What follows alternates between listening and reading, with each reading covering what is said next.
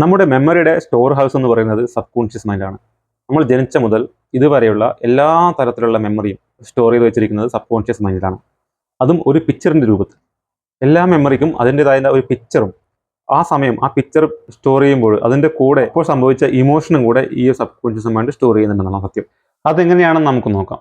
രണ്ടാൾക്കാർ ഒരു ഡോഗിനെ കാണുമ്പോൾ വ്യത്യസ്ത രീതിയിൽ പ്രതികരിക്കുന്ന ഒരു സിനാരിയോ നമുക്ക് നോക്കാം. ഒന്നാമത്തെ ആൾ പോസിറ്റീവായിട്ട് സ്നേഹത്തോടെ പ്രതികരിക്കുമ്പോൾ രണ്ടാമത്തെ ആൾ നെഗറ്റീവായിട്ട് അതിനെ ദേഷ്യത്തോടെ അല്ലെങ്കിൽ പേടിയോടെയാണ് പ്രതികരിക്കുന്നത്. എന്താണ് ഒന്നാമത്തെ ആളുടെ കേസ് എന്ന് നോക്കാം. ഒന്നാമത്തെ ആളുടെ കേസിൽ ഡോഗുമായിട്ടുള്ള അയാളുടെ മെമ്മറിയുടെ കൂടെ പോസിറ്റീവായിട്ടുള്ള ഒരു ഇമോഷനാണ് സ്റ്റോർ ചെയ്തിട്ടുള്ളത്. കുട്ടിക്കാലത്ത് ഡോഗുമായിട്ട് അയാൾക്ക് പോസിറ്റീവായിട്ടുള്ള ഒരു എക്സ്പീരിയൻസ് ആണ് ഉണ്ടായിട്ടുണ്ടാവുക.